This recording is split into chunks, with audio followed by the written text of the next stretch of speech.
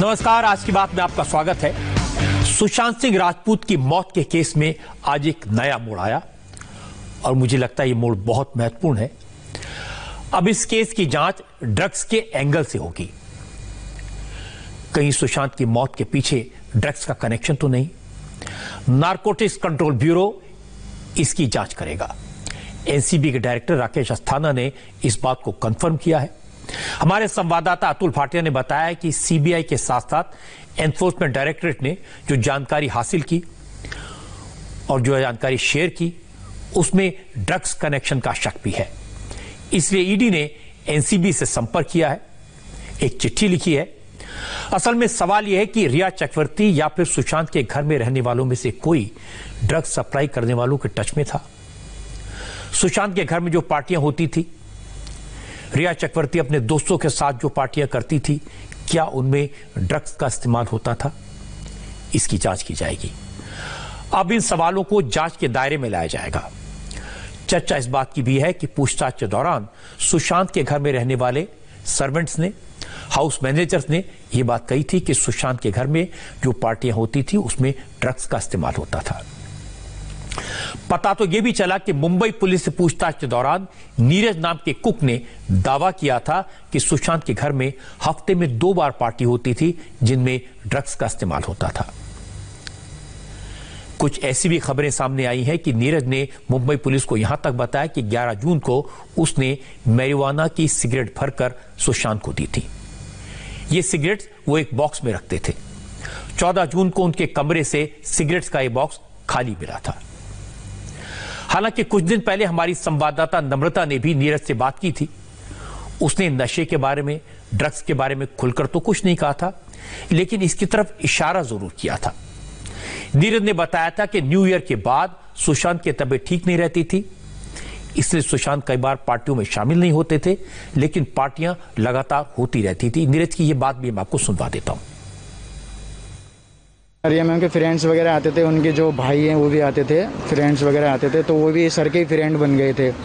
तो सब ठीक था, जैसे भी फ्रेंड आते थे, खाते थे, पीते थे, खाना वाना जो भी है, पीना खाना। उनके साथ घुलते मिलते थे कि कभी अपना अलग वक्त बिताते थे? नहीं, शुरू में जब आए थे सब सर के साथ ही रहते थे, सर के साथ ही गेम वगैरह खेलते थे। सर का उनके साथ सही टाइम पास हो जाता था।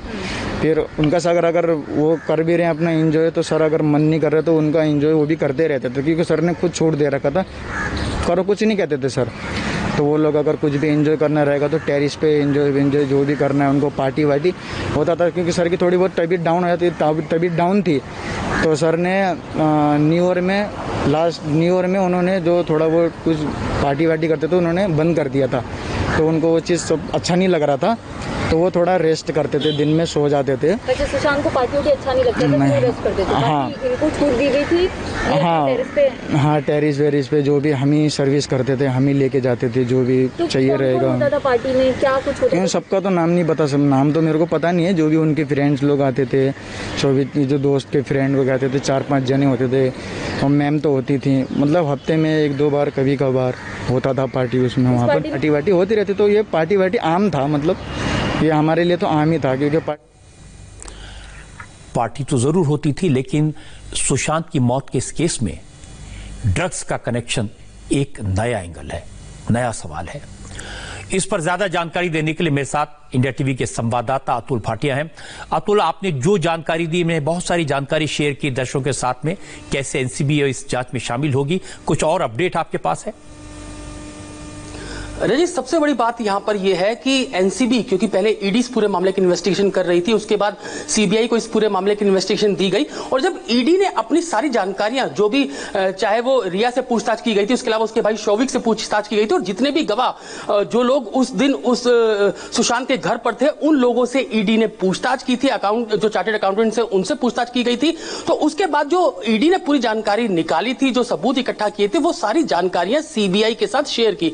कल की ये बात बात है। इसके बाद जब ये ड्रग्स एंगल सामने आया, क्योंकि दुबई कनेक्शन भी इस ड्रग्स जो रैकेट है इसका सामने आया है, और एक बहुत बड़ा रैकेट जो है वो ये बताया जा रहा है, जिसके चलते क्योंकि खुद सीबीआई भी इस पूरे मामले की इन्वेस्टिगेशन कर सकती थी, लेकिन खुद एनसीबी को इस मामले में, अब क्योंकि तीसरी एजेंसी है, पहले महाराष्ट्र पुलिस इस पूरे मुंबई पुलिस जो है वो इस पूरे मामले की जांच कर रही थी, फिर ईडी जो है वो मनी ट्रेल इस पूरे मामले, पीएमएलए का क्योंकि केस रजिस्टर होता है वो पूरे मामले की जांच कर रही थी, फिर सीबीआई जांच करती है, और जब अब एनसीबी आई है, क्योंकि जानकारी जो हमारे सूत्र बता रहे हैं उनका कहना यह है कि एक बहुत बड़ा ड्रग रैकेट है जो कि दुबई कनेक्शन उसका सामने निकल के आ रहा है, इसलिए इंडिपेंडेंट जांच एजेंसी को इसकी जांच का जिम्मा दिया गया है, और अब पूरे मामले की जांच जो है रजत जी वो एनसीबी करेगी। अतुल भाटिया, बहुत बहुत शुक्रिया आपका इस अपडेट के लिए। सुशांत सिंह राजपूत की मौत के केस में ड्रग्स का कनेक्शन, ये बड़ी बात है, हैरान करने वाली बात है, चौंकाने वाली बात है। सच्चाई क्या है इसका पता एनसीबी लगाएगी, हमें उसकी जांच का इंतजार करना चाहिए, किसी कंक्लूजन पर जंप नहीं करना चाहिए। लेकिन नीरज ने जो कुछ कहा उनसे इशारा साफ है, और कोई कैमरे पर इससे ज्यादा साफ साफ तो क्या कह सकता है। लेकिन नीरज की बात की मतलब निकालना, उसे समझना ये मुश्किल नहीं है। और ऐसा नहीं है कि नीरज अकेला ऐसा शख्स है जिसने सुशांत के घर में पार्टियों में ड्रग्स के इस्तेमाल की बात की हो। सोशल मीडिया पर इसकी बहुत चर्चा हो रही है। सुशांत की मौत के केस में दुबई बेस्ड एक ड्रग डीलर का नाम सामने आया है। 14 जून के बाद खुद को सुशांत का सबसे करीबी दोस्त बताने वाले संदीप सिंह के नाम पर उंगलियां उठी हैं। सुशांत के परिवार वालों ने भी संदीप सिंह के दावों पर सवाल उठाए हैं। कुछ लोगों ने पूछा, यह पता लगाना जरूरी है कि संदीप सिंह बार बार दुबई क्यों जाता था, उसका क्या कनेक्शन है, वो क्या करने जाता था। संदीप सिंह की दुबई विजिट की जांच की जाए, और लोगों का दावा है कि इससे ड्रग रैकेट तक पहुंचा जा सकता है। हालांकि ये सब दावे हैं, चर्चाएं हैं, अटकलें हैं, न इनका कोई सबूत है न कोई गवाह, इसलिए जांच का विषय है।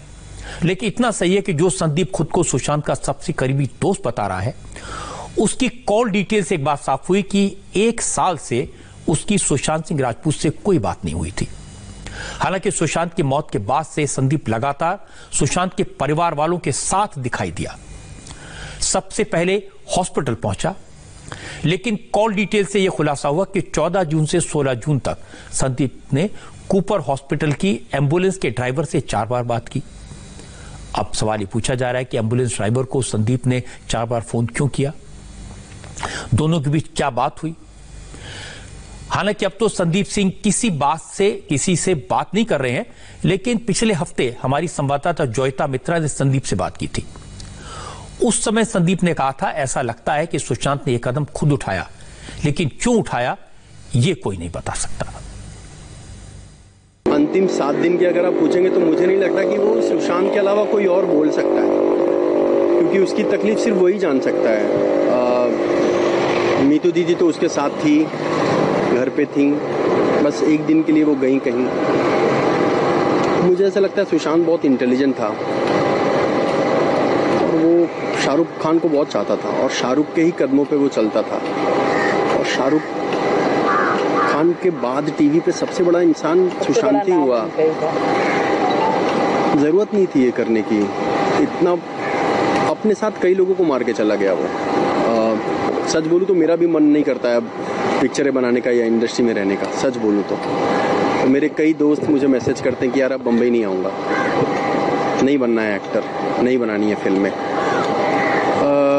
मैं ये भी बोलूँगा कि जो मीडिया में आ रहा है कि लोग बहुत गुस्से में हैं, लोग मोर्चा निकाल रहे हैं, लोग गुस्से में नहीं, वो इमोशंस है, वो इमोशंस बाहर आ रहा है जिसको गुस्से का नाम दिया जा रहा है। वो गलत नहीं है, पर हाँ किसी के ऊपर उंगली उठाना वो गलत है। किसी ने लिखा था कि सुशांत से 7-8 फिल्में छीन ली गई, पर वो भी तो 30-40 फिल्में थी जो सुशांत ने भी छोड़ दी थी पिछले 5 साल में, वो भी तो हम देखे दूसरे नजरिए। बड़े बैनर पर सुशांत नजर आए हैं। देखिए आप बोल रहे हो नेपोटिज्म है, कौन सी फील्ड में नहीं है जोयता नेपोटिज्म? पॉलिटिक्स में है, फिल्म्स में है, कॉर्पोरेट वर्ल्ड में है, मीडिया में है। हर इंसान अपने ही चाहने वाले लोगों का साथ देता है, और सुशांत ने यशराज जैसी फिल्में, अभिषेक कपूर एंड एकता कपूर और साजिद नडियाडवाला और करण जौहर सबके यहाँ काम किया है यार 5 साल में। उसने धोनी जैसा बायोपिक किया है जो ताज़ जिंदगी लोगों को याद रहेगी। मेरे हिसाब से अगर अब उसकी फिल्मों को ध्यान से देखा जाए, क्योंकि हमारे यहाँ वैसे बड़ा बनने के लिए मरना बहुत ज़रूरी है, लेजेंड बनने के लिए यहाँ मरना पड़ता है। ये संदीप वो हैं जो आजकल सुशांत सिंह राजपूत के परिवार के निशाने पर हैं। लोग सवाल पूछ रहे हैं, क्या इनको गिरफ्तार किया जाना चाहिए, क्या इनसे सवाल पूछे जाने चाहिए, सीबीआई से जरूर बात करे। लेकिन संदीप कौन हैं, ये बताने के लिए हमारे साथ जॉयता मित्रा हैं, इंडिया टीवी के संवाददाता जो इस वक्त मुंबई में मौजूद हैं। जॉयता, आप इन सब लोगों को बड़ी अच्छी तरह जानती हैं और आपने संदीप से बात भी की है। आपका क्या अंदाजा है, कौन है ये, क्या बैकग्राउंड है इसकी, क्यों इतने बड़े बड़े दावे करता है? रजत सर, अगर मैं संदीप सिंह के बारे में सिलसिलेवार तरीके से बताऊं तो संदीप पहले रेडियो एजेंसीज में काम करते थे, एज अ जर्नलिस्ट काम करते थे, लेकिन बाद में उन्होंने संजय लीला भंसाली का जो प्रोडक्शन हाउस है उसे ज्वाइन किया 2011 में, और उसी दौरान उसकी मुलाकात हुई थी सुशांत सिंह राजपूत से। बता दूं कि एक सीरियल था सरस्वती चंद्र, जिसके ऑडिशन के लिए सुशांत आए थे, और उस वक्त जो है संदीप की मुलाकात उनसे हुई थी। बहुत ब्रीफ सी मुलाकात थी, और उसके बाद संदीप ही है जिसने सुशांत का नाम संजय लीला भंसाली को सजेस्ट किया था फिल्म रामलीला के लिए। और उसके बाद उनकी दोस्ती थोड़ी सी बढ़ी, और ख़ास तौर पर जब सुशांत अंकिता के साथ थे तब उनकी दोस्ती जो है सुशांत के साथ थी। लेकिन जब अंकिता के साथ सुशांत का ब्रेकअप हो गया, उसके बाद ये टच में नहीं थे ज़्यादा।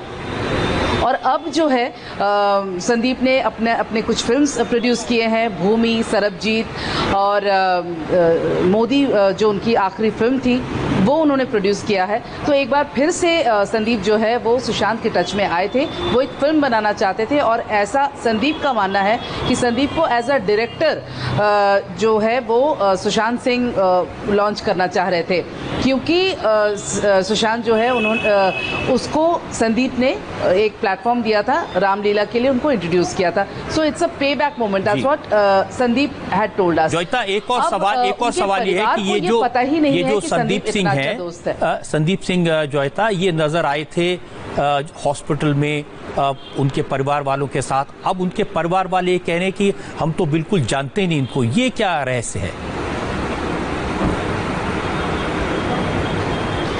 जी रजत सर, क्योंकि ये बहुत ही अब आप प्रोफेशनल फील्ड में बहुत सारे लोगों से मिलते हैं, और मुझे नहीं लगता कि ये इतना अच्छा दोस्त रहा होगा, क्योंकि अगर बहुत अच्छे दोस्त होते हैं तो फिर परिवार वाले, एटलीस्ट बहनें जो हैं, एक बहन मीतू जो यहाँ रहती हैं उन्हें तो पता ही होता, तो इस लेवल पे दोस्ती नहीं होगी। लेकिन जब सुशांत सिंह की मौत हुई उस वक्त महेश शेट्टी जो बहुत अच्छे दोस्त हैं सुशांत के, उसके साथ संदीप वहाँ आए थे, और उन्होंने ये बताया था कि हमारी तिगड़ी है और हम बहुत अच्छे दोस्त हैं। उन्होंने ऐसा दावा किया था, और हर जगह जो है वो सामने सामने नजर आए थे। लेकिन अब जब उन पर उंगलियां उठ रही हैं तो वो गायब हैं, वो किसी भी तरह का कॉल्स अटेंड नहीं कर रहे हैं, किसी से बातचीत नहीं कर रहे हैं। तो ऐसे में शक की सुई जो है वो परिवार की तरफ से भी उठ रही है, और लोगों की तरफ से भी, सुशांत के फैंस की तरफ से भी उन पर उंगली उठाई जा रही है। रजत जोइता, बहुत बहुत शुक्रिया इस अपडेट के लिए। अब संदीप सिंह जिसके बारे में जोइता बता रही थी, अचानक सामने क्यों आया, एक साल से सुशांत के संपर्क में क्यों नहीं था, उसके दावों में कितनी हकीकत है, वो कई बार क्या दुबई जाता था, हालांकि दुबई जाना कोई अपराध तो नहीं है, लेकिन संदीप के बारे में सवाल उठाया गया कि वो बार बार दुबई जाता था और उसका ड्रग माफिया से कनेक्शन है। इन सारे सवालों के जवाब मिल जाएं तब कुछ पक्के तौर पर कहा जा सकेगा। जांच एजेंसियां हर सवाल का जवाब खोज रही हैं। वैसे अब तक पूछताछ में बहुत सारी ऐसी बातें हैं जो सामने आई और चौंकाने वाली हैं। ड्रग्स के साथ साथ भूत प्रेत, हेलुसिनेशन, ऐसी बातें भी सामने आई। जांच एजेंसियों को शक हो रहा है कि कहीं ऐसा तो नहीं कि सुशांत को ड्रग्स में इन्वॉल्व किया गया, नशे का आदी बनाया गया, इसकी वजह से सुशांत की मानसिक हालत बिगड़ी। इन सारे सवालों के जवाब बहुत जल्दी मिलेंगे। पूछताछ के दौरान सुशांत के घर में काम करने वालों ने बताया उन्होंने सुशांत के व्यवहार में बदलाव को नोटिस किया, और सीबीआई पिछले 4-5 दिन से सारे घर के लोगों से बार बार सवाल पूछ रही है, कई घंटों तक पूछ रही है। बताया गया कि नीरज ने कहा कि सुशांत को अपने पुराने घर में अजीबोगरीब आवाजें सुनाई देती थी। नीरज ने सीबीआई की टीम को यह भी बताया कि सुशांत जब पाली हिल के कैप्री हाइट्स वाले फ्लैट में रहते थे तो कई बार सुशांत डर जाते थे। कभी लाइट बंद हो जाती थी, कभी ड्रम बजने लगता था, कभी लिफ्ट खुद ब खुद नीचे आ जाती थी। हालांकि नीरज का दावा है कि ऐसी डरावनी घटनाएं उसके साथ भी हुई थी, ये कोई सुशांत का इमेजिनेशन नहीं था। सर को थोड़ा बहुत मतलब वहाँ डर लगता था थोड़ा बहुत रात को, तो हमें बोलते थे खाना बनाने वाले कुक और मैं, तो हमको बोलते थे तो मैं अंदर रूम में सो रहा हूँ तो आप हॉल पे सो जाओ, आप लोग डॉगी वगैरह लेकर सो जाओ। कैसी आवाज आती थी? बैंड्रा फ्लैट की बात कर रहे हो? हाँ, आवाज मतलब कभी भी ऐसी जैसे मतलब कोई घर में रहता नहीं तो आवाज आने का कोई मतलब नहीं होता। कभी ड्रम सेट होता है ना जो सर का जो म्यूजिक सिस्टम है, बजने की आती थी, 1-2 बार बजने की आती थी, तो हमने 1-2 बार तो हमने ऐसे इग्नोर कर दिया था। तो एक बार हम भी गए थे देखने के लिए तो कुछ नहीं था, तो हम चलते चलते ऐसी लाइट बंद हो जाती थी। हमारे साथ भी हुआ, ऐसा औरों के साथ नहीं, हमारे साथ भी हुआ था, क्योंकि घर पे सर अगर शूट पे होते तो हम घर पे रहते थे, ऊपर कभी खिड़की विड़की बंद करने जाते थे, कभी सोए रहते थे तो लिफ्ट रातों रात अपनी आप नीचे पहुंच जाती थी। बहुत सारी बातें हैं, बहुत सारे रहस्य हैं और सुशांत की मौत के केस में रोज नई नई बातें सामने आती हैं, रोज नया दावा, रोज नया एंगल। और हैरानी की बात यह है कि हर बात रिया चक्रवर्ती की तरफ उंगली उठाती है। हालांकि बहुत सारे सवाल उठे हैं और बहुत सारे सवालों के जवाब मिले भी हैं। जवाब वही लोग दे रहे हैं जो सुशांत के साथ उनके घर में रहते थे या फिर जो 14 जून को सुशांत के घर में मौजूद थे। 4 लोग थे, सिद्धार्थ पिठानी, नीरज, दीपेश सावंत और केशव। नीरज ने क्या क्या बताया ये मैंने आपको दिखा दिया, लेकिन सिद्धार्थ पिठानी ने सीबीआई को क्या बताया? सिद्धार्थ पिठानी का डिटेल स्टेटमेंट मेरे पास में है।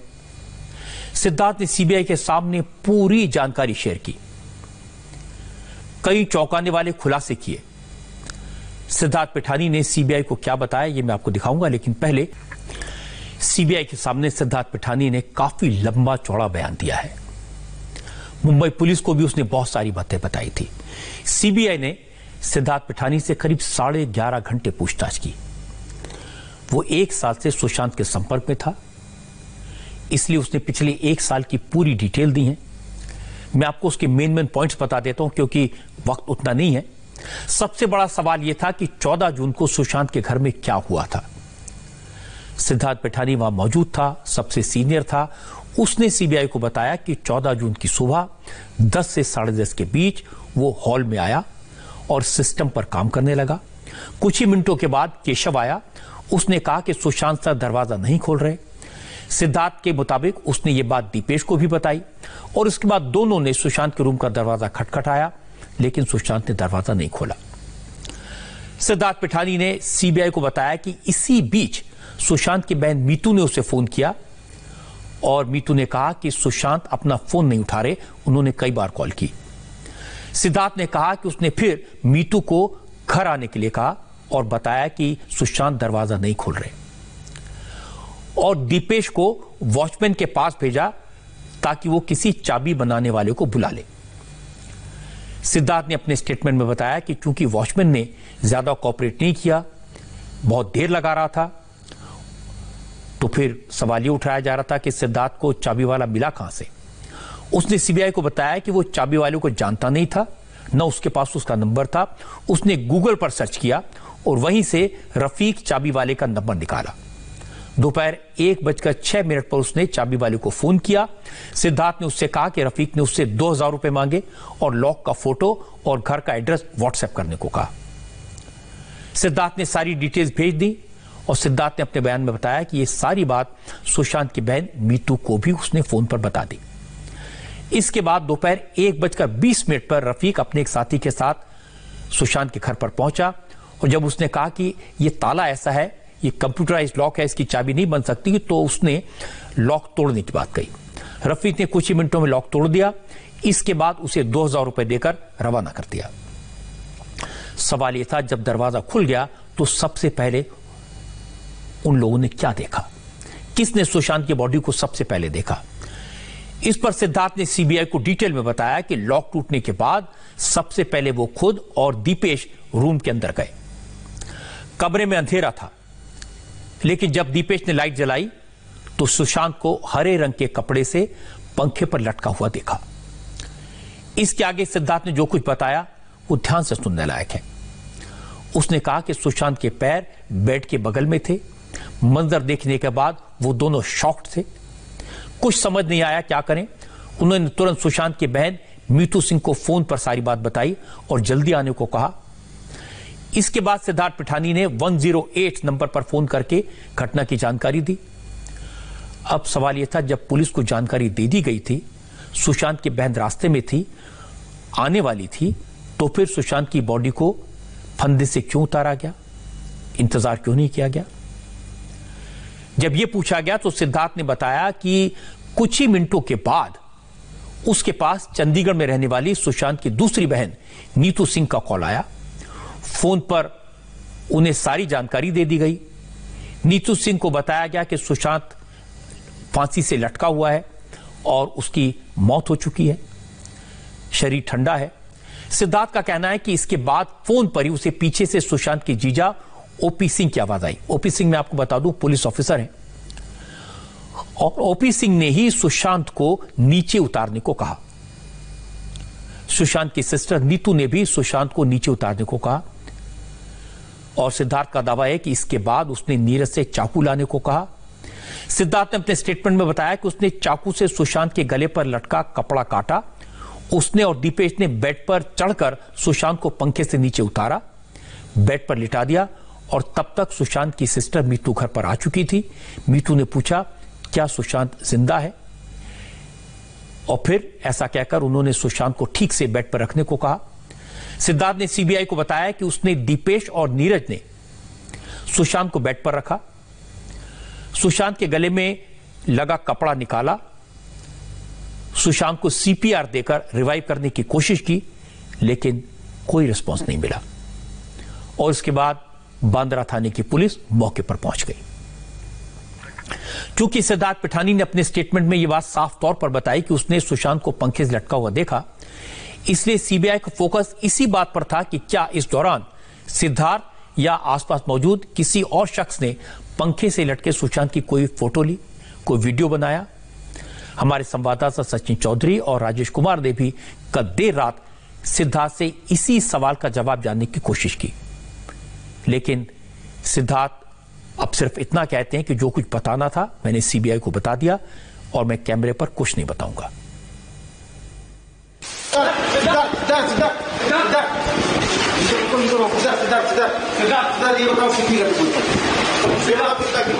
तो बताओ यार क्या हुआ है सिद्धार्थ? आई वॉज सिद्धार्थ क्या है कुछ तो जो आपको कहना है बताओ। सिद्धार्थ जो आपको कहना है कहिए। सिद्धार्थ जो आपको कहना कहिए। Siddharth let me go please. क्या आपको कहना है? लेट्स कैन आई गो? रिया को लेके रिया को लेके बताइए। प्लीज रिया को लेके बताइए आप। Please I am staying. Riya से कैसे संबंध किया? रिया से संबंध कैसे थे? रिया से कैसे संबंध? आप प्लीज बताइए, रिया से सुशांत के संबंध कैसे थे? रिया से सुशांत के संबंध कैसे थे? मैंने जो भी स्टेटमेंट देना था मैंने सर को, सीबीआई ऑफिसर्स को, सबको समझा दिया मैंने। नो, रिया और सुशांत का रिश्ता क्या था? No more question, no more comments please. ठीक है।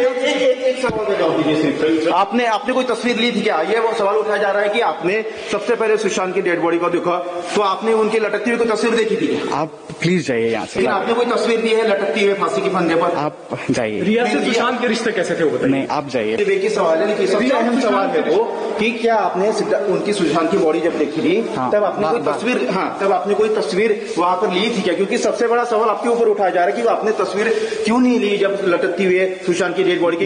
ये सब सवाल ना आपने जो क्वेश्चन करा है, सीबीआई ने भी मुझे क्वेश्चन करा, मैंने उनको आंसर करा। I am not answerable to any of your question.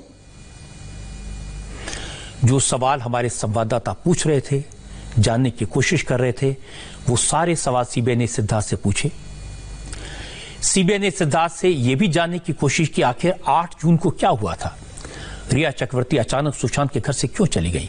क्या सुशांत और रिया के बीच झगड़ा हुआ था? झगड़ा हुआ था तो किस बात पर हुआ था? इसके बारे में सिद्धार्थ पिठानी ने सीबीआई से साफ साफ कहा वो ये नहीं जानता कि रिया और सुशांत के बीच झगड़ा हुआ था या नहीं, लेकिन 8 जून की सुबह 11:30 बजे के आसपास रिया ने अपने कपड़े 2 बैग्स में पैक किए और घर से जाने लगी। सिद्धार्थ ने बताया कि घर से जाते वक्त रिया ने उससे सुशांत का ख्याल रखने को भी कहा था। सिद्धार्थ का कहना था कि 8 जून को जब रिया घर से निकली तो उस वक्त खुद सुशांत ने रिया को सी ऑफ किया था और वो रिया से गले भी मिले थे। सिद्धार्थ ने बताया इस एपिसोड के कुछ देर बाद सुशांत की सिस्टर मीतू घर पर आ गई। उन्होंने सुशांत से खाना खाने को कहा, लेकिन सुशांत ने ज्यादा कुछ नहीं खाया। सिद्धार्थ ने कहा कि मीतू सुशांत को चीयर अप करने की कोशिश कर रही थी, उनका मूड बेहतर करने की कोशिश कर रही थी, लेकिन सुशांत ने कोई रिएक्शन नहीं दिया। सीबीआई ने सिद्धार्थ पिठानी से पूछा कि सुशांत किस बात से परेशान थे। इस पर सिद्धार्थ ने बताया कि उनका व्यवहार यूरोप ट्रिप से लौटने के बाद बदला था। सुशांत बार बार पुरानी बातों को याद करके रोने लगते थे। इसके अलावा जब उन्हें दिशा सालियान की मौत की खबर मिली और उसका नाम सुशांत से जोड़ा गया तो वो बेचैन हो गए। सिद्धार्थ का कहना है कि इसके तुरंत बाद सुशांत ने कॉर्नरस्टोन कंपनी के मैनेजर उदय से लगातार बात की। सिद्धार्थ ने बताया कि असल में श्रुति मोदी के पैर में चोट लगने की वजह से इस कंपनी ने दिशा को कुछ दिन के लिए सुशांत की सेलिब्रिटी मैनेजर का काम देखने के लिए भेजा था, लेकिन दिशा की मौत की खबर को सुशांत की असिस्टेंट मैनेजर की आत्महत्या के तौर पर पेश किए जाने से सुशांत काफी घबरा गए थे। इन खबरों को देखकर वो काफी टेंशन में आ गए थे। सिद्धार्थ के मुताबिक इसी टेंशन की वजह से सुशांत ने उसे अपने साथ बेडरूम में सोने को कहा और दिशा की मौत पर पल पल की जानकारी देने को भी कहा। सिद्धार्थ पिठानी ने जांच एजेंसियों को यह बताया है कि वो इस केस की सारी जानकारी सुशांत को देता रहा और फिर अगले दिन सुशांत ने अपने पुराने वीडियो रिकॉर्डिंग्स और डेटा डिलीट करने को भी कहा था। सीबीआई ने सिद्धार्थ से पूछा कि 8 जून को जब मीतू सिंह सुशांत के घर आ गई थी तो वो 12 जून को अचानक वापस क्यों चली गई। हमारे सूत्रों ने बताया कि इस पर सिद्धार्थ पिठानी ने बताया कि सुशांत की बहन के बच्चे छोटे हैं, उन्हें बच्चों की याद आई थी, इसलिए वो 12 जून को अपने घर चली गई। सिद्धार्थ ने बताया उसने की 13 जून को बिल का पेमेंट करने में सुशांत की मदद की, लेकिन उस रात भी सुशांत अपसेट थे। रात में खाना नहीं खाया था, सिर्फ मैंगो जूस पीकर सो गए थे। बहुत एक इंसिडेंट ऐसा हो गया था दिशा के को लेके बहुत वो एंक्शियस हो गए थे, क्योंकि as soon as he got the news from on his phone, like online वो जो रिपोर्ट्स आते हैं ना, वो उनको आया कि दिशा had committed suicide and then he felt very bad about it and जैसे उन्होंने देखा कि मीडिया वालों ने उनका सुशांत सिंह का नाम ज्यादा लिया है उन पे and क्योंकि they have met only once in the entire time where Disha was very newly the appointed manager for Sushant and he have only met her once. So इसीलिए उनको बहुत एंक्शियस हुआ कि मैं उनको दिशा से एक ही बार मिला हूँ और why are they taking my name like so much and I don't even know this person. जब रिया घर से चली गई थी ना, उनके दीदी आ गई थी तुरंत, मतलब शाम को, तो Sushant I thought Sushant was in touch with Riya Chakravarti and I did not I did not call Riya myself. So Sushant had asked me to call the Shovik. उन्होंने बोला कि शोविक से बात करके एक बार बताओ कि how is Riya feeling. तो मैंने शोविक से बात करके उनको बता दिया कि रिया she is at her home करके। पहले मुंबई पुलिस ने और अब सीबीआई ने सिद्धार्थ पिठानी से रिया और सुशांत के फैमिली रिलेशंस को भी लेकर कई सवाल पूछे। क्या रिया और सुशांत के बीच पहले भी झगड़ा हुआ था? सवाल यह भी था। और इसके बाद यह भी पूछा आखिर सुशांत की तबीयत बिगड़ी क्यों? सुशांत को दवा कौन देता था, कौन सी दवा देता था? इन सारी बातों को लेकर सिद्धार्थ पिठानी ने तफसील से बताया। उसने कहा कि रिया चक्रवर्ती सुशांत को छोड़कर एक बार पहले भी चली गई थी। जनवरी में सुशांत अपने रूम पर अकेले रहते थे। सिद्धार्थ ने यह भी बताया कि एक बार जब सब लोग पावना में सुशांत के फार्म हाउस पर गए थे तो वहां सुशांत की बहन प्रियंका और रिया चक्रवर्ती के बीच झगड़ा हुआ था, लेकिन ये इकलौती ऐसी घटना नहीं थी। इन दोनों के बीच 3 बार झगड़ा हुआ। बहनों के साथ रिया के झगड़े को लेकर सुशांत परेशान रहते थे। सिद्धार्थ ने बताया कि सुशांत की बहन प्रियंका नौकरों से ठीक तरीके से बर्ताव नहीं करती थी। इसी वजह से अब्बास और दीपेश सावंत नौकरी छोड़कर चले गए थे। सिद्धार्थ ने बताया कि जनवरी 2020 में उसे सुशांत ने फोन किया और तब सुशांत ने बताया था कि वो एक्टिंग छोड़कर दोबारा अपने ड्रीम 150 प्रोजेक्ट पर काम शुरू करने वाले हैं। साथ ही सुशांत ने यह बताया कि उनकी हालत फिलहाल ठीक नहीं है और उन्हें मेरे साथ की जरूरत है, ऐसा सिद्धार्थ का कहना है। सिद्धार्थ पठानी के मुताबिक जब वो जनवरी में सुशांत के पास पहुंचा तो सुशांत की तबीयत ठीक नहीं थी, वो परेशान थे। वो कहते थे सब उन्हें छोड़कर चले गए। सिद्धार्थ के मुताबिक रिया सुशांत के कार्ड से शॉपिंग भी करती थी और घर का सामान भी बेचने को कहा था। सिद्धार्थ ने बताया कि कुछ दिन बाद रिया सुशांत की जिंदगी में दोबारा लौट आई। फिर सुशांत ने चंडीगढ़ में अपनी बहन के घर बाई रोड जाने का प्लान बनाया, लेकिन गुरुग्राम में होटल में रुकने के दौरान सुशांत की तबीयत फिर से खराब होने लगी। वो तनाव में थे, टेंशन में थे और घबराए हुआ महसूस कर रहे थे। सिद्धार्थ पठानी ने अपने बयान में पुलिस को बताया कि तब उसने डॉक्टर केसी चावड़ा की रिकमेंड की हुई दवा सुशांत को दी और फिर मुंबई लौटने के बाद यही दवा सुशांत को दिया करता था। सिद्धार्थ के मुताबिक कुछ दिन बाद सुशांत फिर से अच्छा महसूस करने लगा, तबीयत बेहतर हो गई, इसलिए वो दवा बंद करना चाहते थे, लेकिन सिद्धार्थ ने ही अचानक दवा बंद नहीं करने की सलाह दी। सिद्धार्थ का कहना है कि अप्रैल के आखिर में सुशांत की तबीयत फिर से बिगड़ने लगी और जून के पहले हफ्ते में हालत और ज्यादा खराब हो गई थी। जनवरी में जब उनका कॉल आया था तब मैंने नोटिस करा था कि वो बहुत परेशान थे। वो the first time I have seen him very emotional.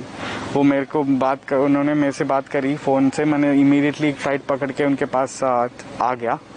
तो तब उन्होंने मेरे से बहुत ऐसे बात करी थी कि I notice that he was not okay, he was very sad and emotional. The way he was, उनके एनर्जी लेवल्स बहुत कम हो गए थे और उन्होंने बोला कि मैं कुछ और करना चाहता हूँ और मैं I want to go somewhere and start farming and एक बहुत सीधा साधा जीवन में बिताना चाहता हूँ, ऐसे करके कुछ चीज़ें बताई थी।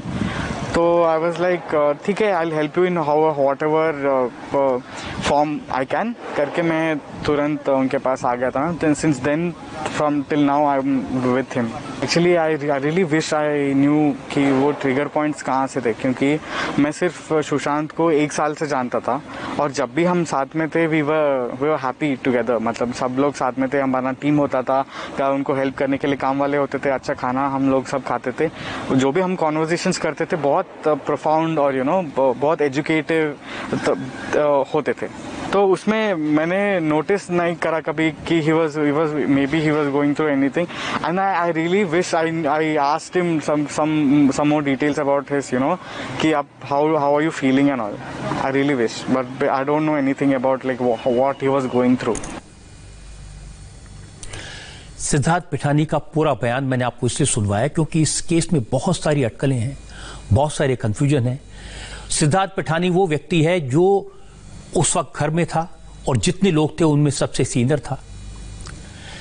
मैंने उसकी ये भी डिटेल्स पता की हैं कि वो कैसे मुंबई आया, कैसे सुशांत से मिला, कैसे उसके साथ काम करने लगा। ये सारी बातें उसने पुलिस को, सीबीआई को अपने बयान में बताई हैं। सुशांत ने सीबीआई को अपने रिश्तों के बारे में, सुशांत की सोच के बारे में बताया और जिस दिन सुशांत की मौत हुई उस दिन घर में क्या क्या हुआ उसकी जानकारी भी दी। ये आपको मैंने दिखाया है। अब सीबीआई इन सारी बातों को क्रॉस चेक करेगी, कंफर्म करेगी। लेकिन आज जो चौंकाने वाली बात सामने आई वो इस केस में ड्रग्स के इस्तेमाल की बात। जब इसका जिक्र हुआ तो चिंता हुई। अब नारकोटिक्स ब्यूरो इस जांच में शामिल है। सोशल मीडिया पर कई दिन से ड्रग्स के इस्तेमाल को लेकर कई तरह की बड़ी बड़ी बातें कही गई। कुछ जाने माने लोगों ने दुबई बेस्ड एक ड्रग डीलर का नाम भी दे दिया। सुशांत सिंह के एक दोस्त, उसका नाम भी ड्रग माफिया से जोड़ा गया। पूछा गया वो दुबई कितनी बार गया, क्यों गया। लेकिन जब तक इंफॉर्मेशन कंफर्म ना हो जाए मैं किसी पर दोष देना नहीं चाहता। ना ही मैं ये कहना चाहता हूं कि कौन कौन ड्रग्स का इस्तेमाल कर रहा था, ड्रग्स का उन पर क्या असर हुआ।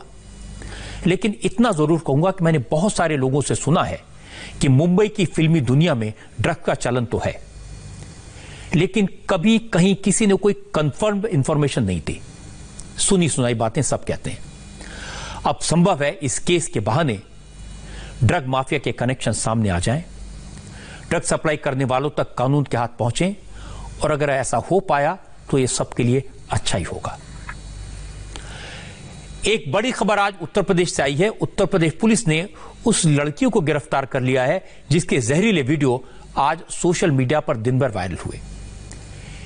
यह वीडियो ट्विटर पर ट्रेंड करता रहा। इस लड़के के खिलाफ देश भर में जबरदस्त नाराजगी जाहिर की गई, क्योंकि यह लड़की हिंदू देवी देवताओं को भद्दी भद्दी गालियां दे रही थी। वीडियो में ऐसी बातें कही गई थी जिससे देश में माहौल खराब हो सकता था। इसलिए पुलिस ने मामले को गंभीरता से लिया और अब से थोड़ी देर पहले इस लड़की को प्रयागराज में गिरफ्तार करके जेल भेज दिया।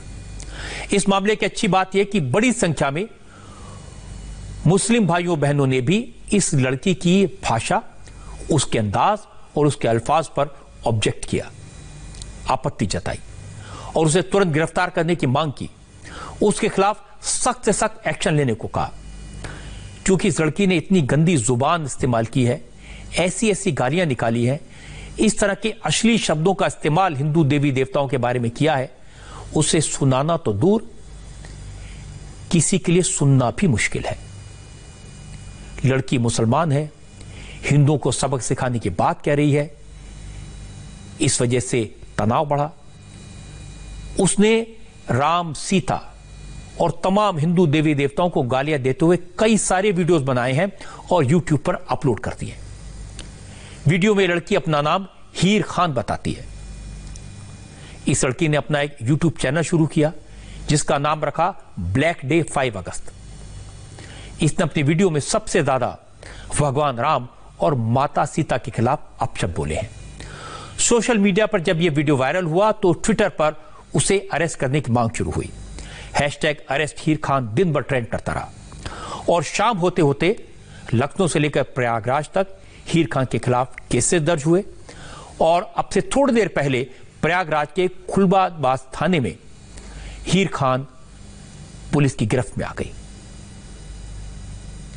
सोशल मीडिया पर एक वीडियो लगातार वायरल हो रहा था जिसमें एक महिला हिंदू देवी देवताओं के प्रति अत्यंत अभद्र, अशोभनीय एवं अश्लील भाषा का प्रयोग करते दिख रही थी। उक्त वीडियो का संज्ञान लेते हुए जनपद प्रयागराज के थाना खुलदाबाद में उपयुक्त धाराओं में मुकदमा दर्ज करते हुए उस महिला को गिरफ्तार कर लिया गया है। आगे वैधानिक कार्रवाई की जा रही है। ऐसे सभी अराजक तत्वों को मैं सावधान कर दूं कि जो कोई भी किसी वर्ग विशेष की भावनाओं को आहत करने का प्रयास करेगा या दो वर्गों के बीच वैमनस्य फैलाने का प्रयास करेगा, उस पर कड़ी से कड़ी कार्रवाई की जाएगी। जैसा पुलिस ने बताया कि हीर खान अपने वीडियो में इस तरह की बातें कह रही हैं जो भड़काने वाली हैं। वो ऐसी बातें हैं जो एक साधारण इंसान सोच भी नहीं सकता, इतनी घटिया सोच है। शुरू में जब वीडियो वायरल हुआ तो लोगों को लगा कि इस लड़की का मानसिक संतुलन तो खराब नहीं है, कहीं ये पागल तो नहीं है, ऐसी बातें कोई समझदार इंसान कर नहीं सकता। हमने हीर खान के यूट्यूब चैनल की जांच की। हीर खान ने यह चैनल इसी साल 4 जनवरी को खोला और अब तक करीब 100 वीडियो इस पर पोस्ट किए हैं। हर वीडियो में एंटी हिंदू और एंटी मोदी बातें होती हैं। मोस्ट वांटेड आतंकी मसूद अजहर से लेकर वो हर उस आदमी की तारीफ करती है जो उसके मुताबिक इस्लाम की बातें करते हैं। तबलीगी जमात के मौलाना साद से लेकर जाकिर नाइक के सपोर्ट में उसने वीडियो बनाए। हीर खान ने जितने वीडियो यूट्यूब पर डाले हैं और जिस तरह का कंटेंट होता है, उससे एक बात तो साफ है, उसके दिमाग में सांप्रदायिकता का जहर भरा हुआ है। हिंदुओं के खिलाफ नफरत पैदा की गई है और वो अकेली नहीं है, कोई बड़ी साजिश इसके पीछे है। और हैरानी की बात तो यह कि इतना जहरीला कंटेंट होने के बावजूद उसके वीडियोज में व्यूज आ रहे हैं। करीब 8 महीने में 5 लाख से ज्यादा लोग उसके वीडियोस को देख चुके हैं। अपने एक वीडियो में हीर खान यह दावा कर रही है कि वो 2 साल से हिंदू देवी देवताओं पर अभद्र टिप्पणियां कर रही है, अश्लील भाषा का इस्तेमाल कर रही है, लेकिन पुलिस उसका कुछ नहीं बिगाड़ पाई। मैं आपको उसके पहले एक वीडियो का थोड़ा सा हिस्सा दिखा देता हूं तो आपको अंदाजा लगे कि पहले दिन से ही हीर खान इस बात को लेकर क्लियर थी कि उसका एजेंडा क्या है। हेलो एवरीवन, अस्सलाम वालेकुम। उम्मीद करते हैं आप सब लोग खैरियत से होंगे। दोस्तों, ये मेरा दूसरा चैनल है। मेरा एक पहला चैनल था कट्टर से कट्टर मुस्लिम गर्ल, बट मैंने उसको किसी को ट्रस्ट करके मैंने उसको दिया था कि वो काम करे, वो भी आगे बढ़े, बट वो यहाँ के काफिरों से मिलकर उसने उस चैनल के साथ खिलवाड़ करने की कोशिश की। इसीलिए मैंने उस चैनल को परमानेंटली डिलीट कर दिया। डिलीट करके मैंने ये नसीहत दी है कि चैनल में चाहे जितने सब्सक्राइबर हो, मेरे लिए चैनल कोई अहमियत नहीं रखता। मैं सिर्फ और सिर्फ यूट्यूब पर मैं सिर्फ और सिर्फ इस्लाम के दुश्मनों को तोड़ने आई हूँ। बाकी मुझे कोई भी काम नहीं है यूट्यूब पे। उसने जो वीडियोस पोस्ट किए हैं उसका एक छोटा सा हिस्सा हमने आपको सुनाया है, लेकिन बाकी जो कुछ है वो ना आपको सुना सकते हैं ना दिखा सकते हैं, क्योंकि वो बहुत ही अश्लील, बहुत ही अभद्र भाषा का इस्तेमाल हिंदू देवी देवताओं के बारे में किया गया है। रुचि कुमार लखनऊ से हमारे साथ हैं। रुचि, हालांकि अभी थोड़ी देर पहले अरेस्ट किया गया है, लेकिन इस लड़की के बारे में और कुछ जानकारी और कुछ अपडेट?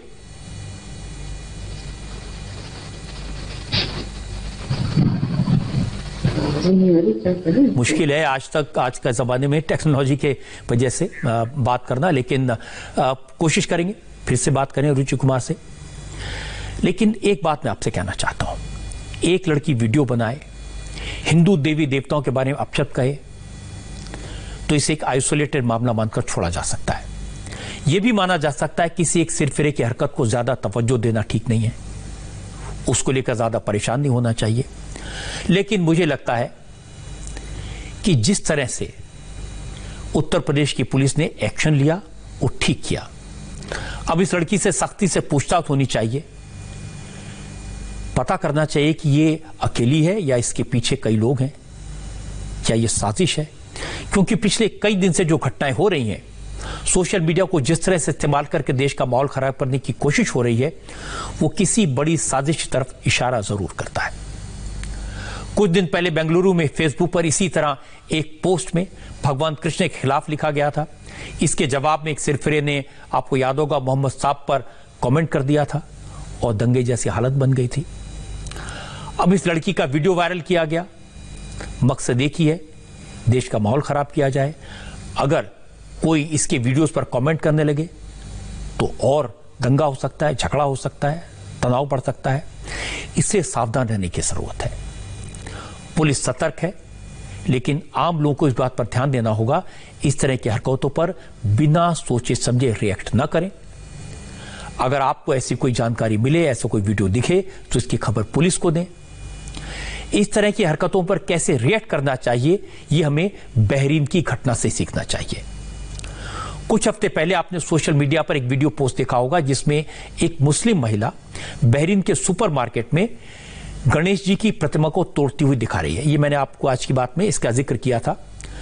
वीडियो दिखाया नहीं था, वीडियो वायरल हो रहा था, लेकिन जिसने भी इस वीडियो को देखा उसने इसकी निंदा की और सब यही कह रहे थे, आखिर भला भगवान की मूर्तियों से, गणपति बप्पा की प्रतिमा से किसी की क्या दुश्मनी हो सकती है। हालांकि बाद में बहरीन की सरकार ने उस महिला के खिलाफ केस दर्ज किया, उसे जेल भेज दिया गया और कोर्ट में केस चल रहा है। प्रशासन ने अपना काम किया, लेकिन इसके जवाब में लोगों ने क्या किया वो अब मैं आपको दिखाता हूं।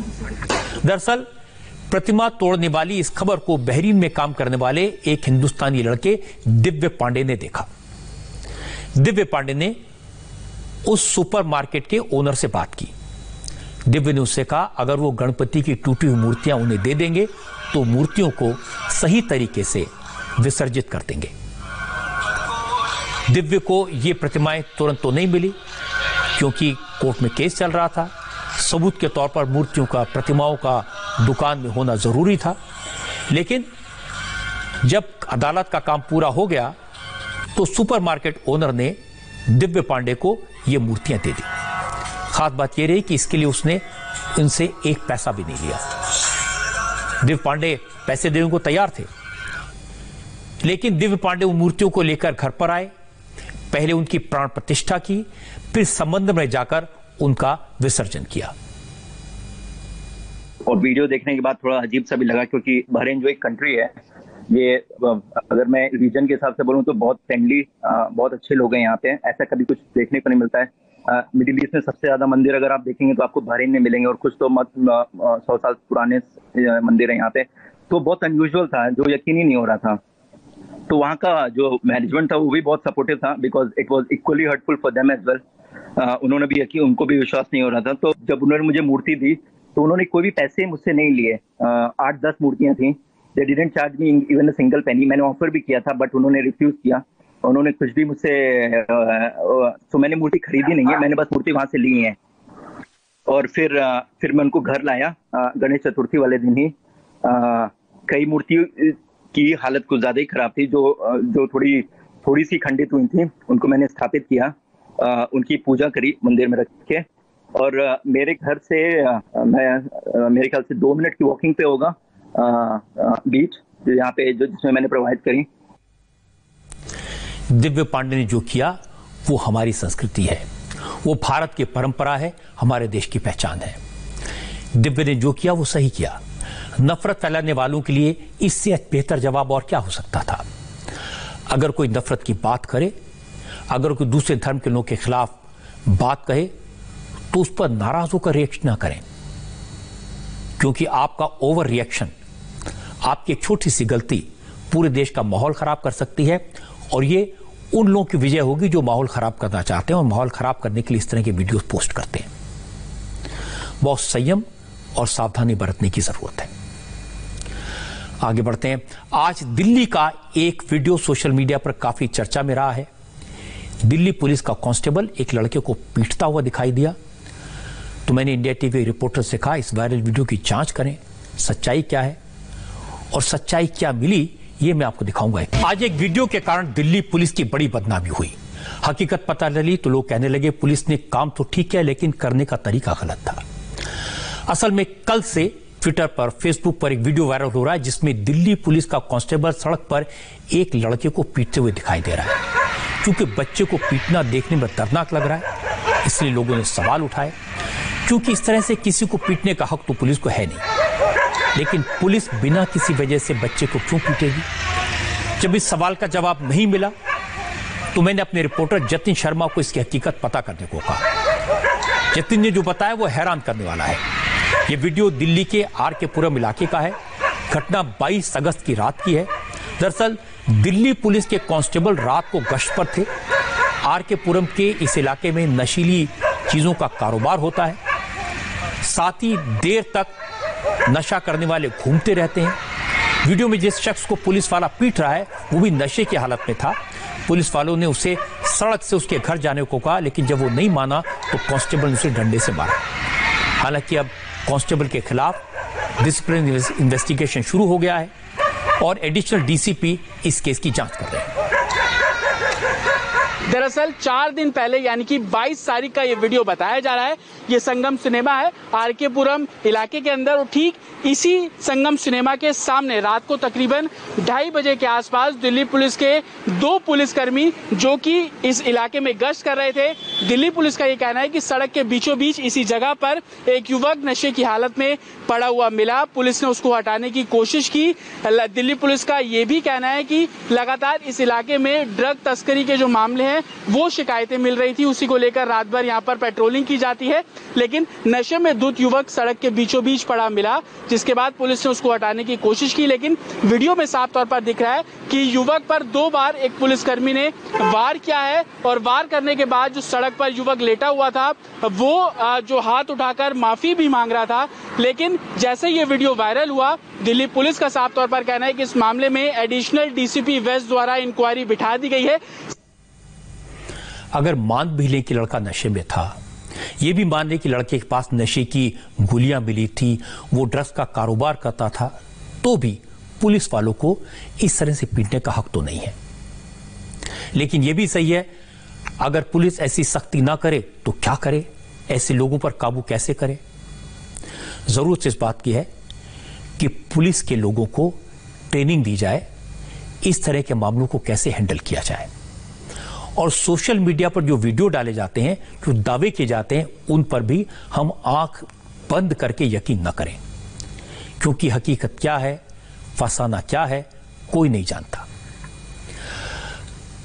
इन दिनों देश के कई राज्यों में मानसून का कहर छाया हुआ है। महाराष्ट्र के रायगढ़ में बिल्डिंग गिरने के हादसे में मरने वालों की संख्या 12 हो गई है। लेकिन आज इस इमारत के मलबे से 20 घंटे बाद 4 साल का एक मासूम बच्चा सही सलामत मिला। एक बुरी खबर आई है, रायगढ़ में कल हुए हादसे में अब तक 12 लोगों की मौत हो चुकी है। कल आज की बात में मैंने आपको रायगढ़ से एक तस्वीर दिखाई थी, बिल्डिंग गिरने की खबर दिखाई थी।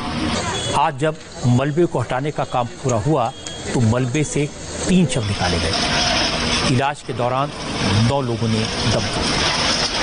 लेकिन इस पूरी खबर के बीच एक अच्छी तस्वीर भी आई, एक चमत्कार हुआ। इमारत के मलबे से 20 घंटे बाद एक 4 साल का बच्चा जिंदा निकला। एनडीआरएफ की टीम जब मलबा हटा रही थी तो उसे बच्चे के रोने की आवाज सुनाई दी। जब मलबा हटाया गया तो देखा कि 4 साल का बच्चा वहां फंसा हुआ था। रात की बात यह थी कि बच्चे को न तो चोट लगी न ही कुछ नुकसान हुआ। बच्चे को फौरन हॉस्पिटल पहुंचाया गया जहां वो पूरी तरह से स्वस्थ है, ठीक ठाक है। अब वक्त है हमारी स्पेशल रिपोर्ट का। सुशांत केस में आज कई डेवलपमेंट हुए, बहुत सारी जानकारी मैंने आपके साथ शेयर की है। रिया चक्रवर्ती के डिलीटेड व्हाट्सएप चैट से बड़े खुलासे हुए हैं। रिया ने अपने चैट में ड्रग्स के बारे में किससे बात की थी, क्या बात की थी? क्या रिया ने सुशांत की चाय में ड्रग्स मिलाए थे?